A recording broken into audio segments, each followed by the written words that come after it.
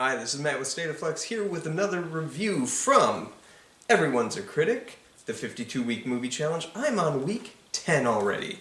And man, this year is just kind of sliding by. For the week 10 challenge, I was to choose a family-friendly movie. The movie I picked was The Mitchells versus the Machines, which is a title I absolutely hate. It's kind of off-putting and doesn't really roll well. The original title for this film was Connected. This was supposed to hit theaters in the year 2020, back end of 2020, around October, November, and then Netflix acquired it and put it on their streaming platform this past year. So it was released in 2021 on Netflix with a very small theatrical run to make it accessible for the Academy Awards, which we'll touch on in a minute. Aspect ratio is 1:851, runtime 1 hour and 54 long minutes. Genre, comedy, adventure, and obviously animation. Rated PG, starring Abby Jacobson, Danny McBride, Maya Rudolph, Michael Rianda, with Olivia Colman. Directed by Michael Rianda, produced by Sony Pictures Animation Department, written by Michael Rianda and Jeff Rowe, music by Mark Motherbow. Awards received, not sure if it's received it yet, but it is nominated for Best Animated Film at the Oscars, and I would be shocked if it won. That said, well, I'll touch on that in a second. Why did I choose this particular film? Because it was nominated for an Academy Award, and this was the last of the nominees for animated feature that I had not seen. So I decided to tick it off that list. And I saw the previews for this back in 2020, and when it was under the name Connected, and I really wanted to see it. It looked really good. It really hid the whole robotic, the versus the machines portion of the story was really hidden in those trailers, that you didn't really know that was going to be a large element of the story anyway. Rebranding it Mitchells and the Machines, I hated the title, and literally that was the only reason that kept me from watching this. It's produced by Lord and Miller, and I like them, so there's no real reason for me to have stayed away from it, but honestly that's what it was. It was a terrible title, kept me away from this picture.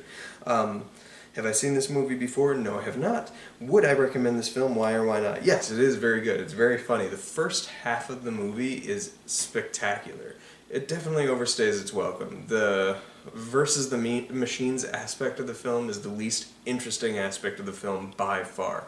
The far more compelling aspect of the film is this kid who's obsessed with technology and a dad who doesn't understand technology, and how these two characters are conflicted, and about how they need to find a connection between themselves. That's why I think Connected is a much better name for this film.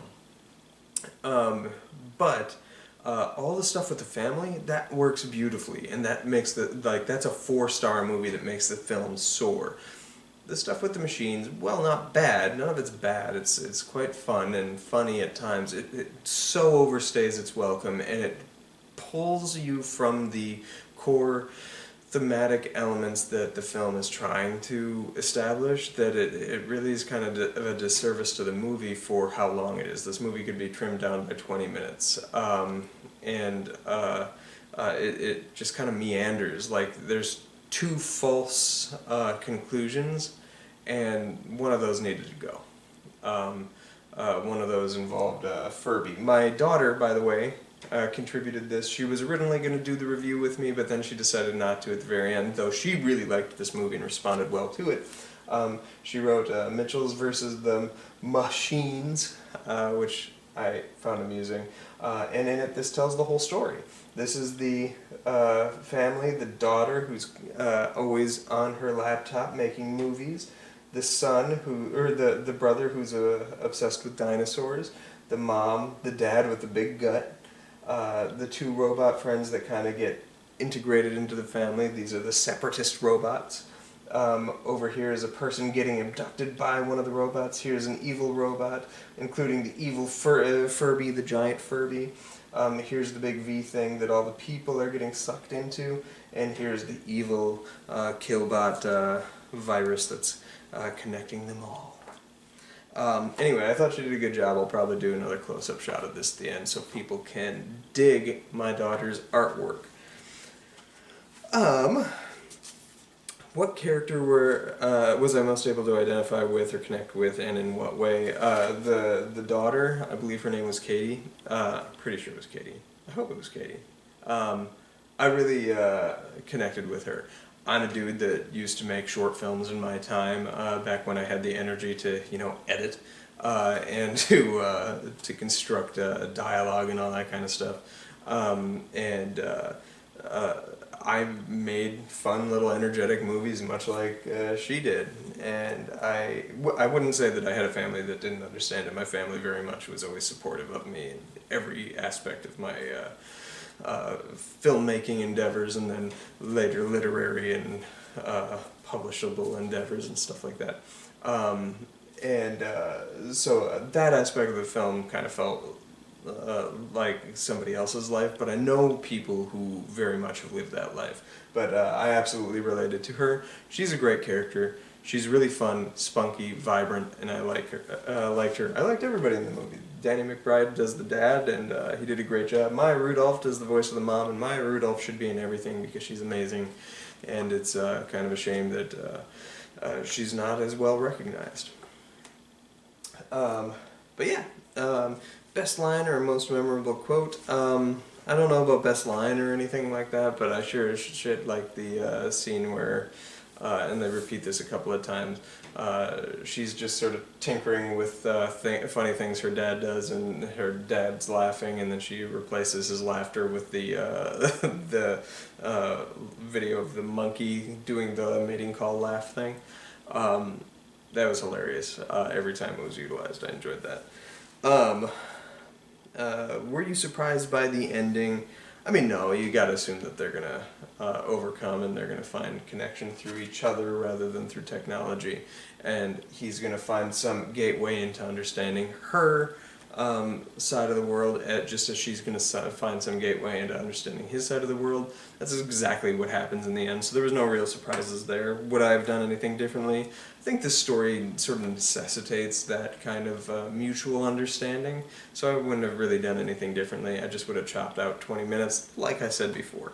As I say, 2 false starts. The first false start of when they have to do the Killbot thing at the place with the Furby, all that stuff was fun. That should have been the ending of the movie. There's no need to make that be like, oh no, this was all for nothing. We still got time, kids. Let's go to the next place, and then just run off and do the exact same ending again. It was once too many for me. Do one or the other.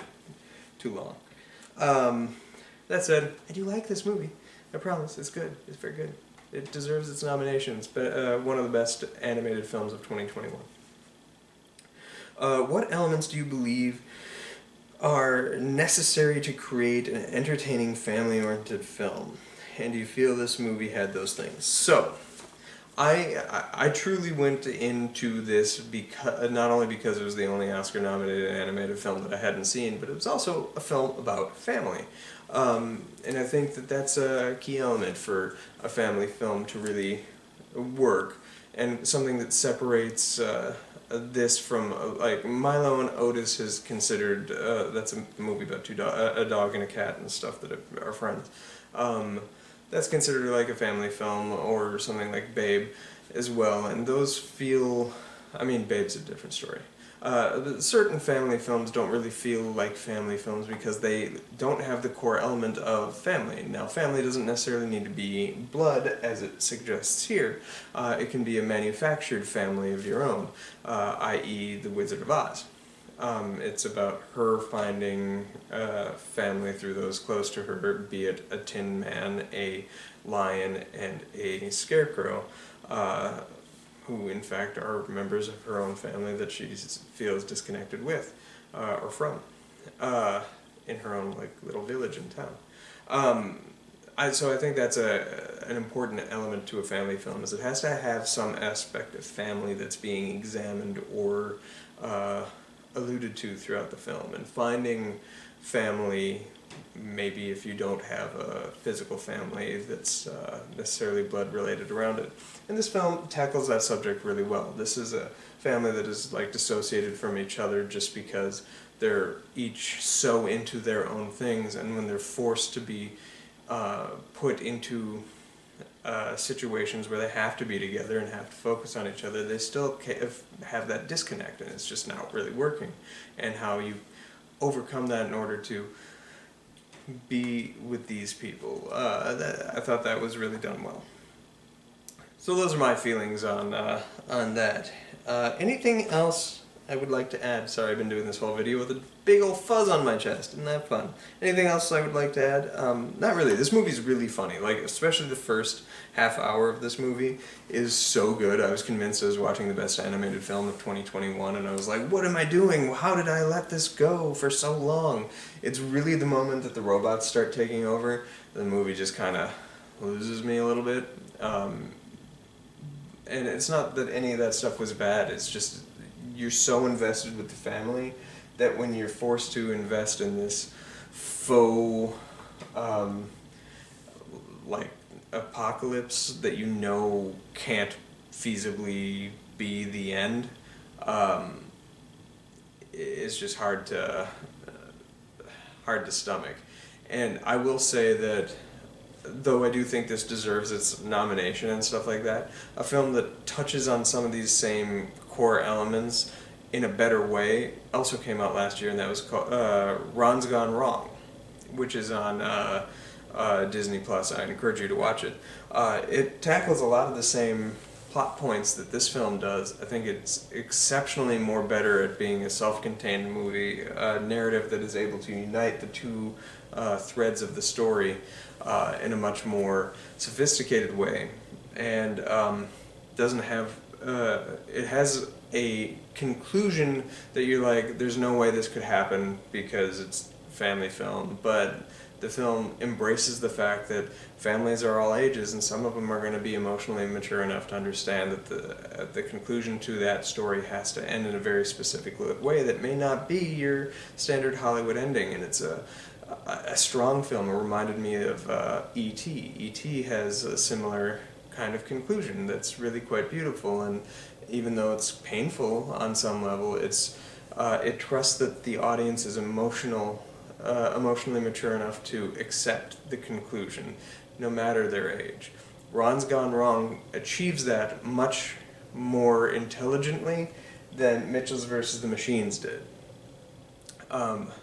So it's kind of a shame that Ron's Gone Wrong did not get nominated for Best Animated Film of 2021.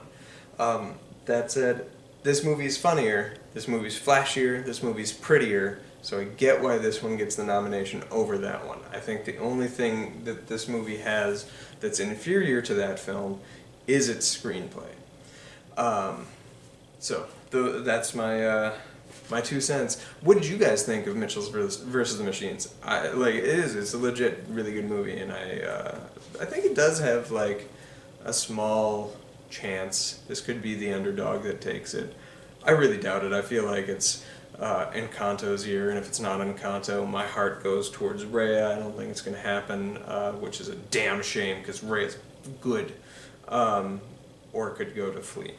Alright. Week 11 challenge. A film that has won Best Original Screenplay. That's intriguing. I think I know which one I'm gonna do. But I'll research it some more. So, if you have any things that you'd recommend that I watch that won Best Original Screenplay at the Academy Awards, or the BAFTAs, let's not limit, or Gemini Awards, or Indie Spirit Awards, I will give a shot at that. Thanks for watching, and have a good one. Bye.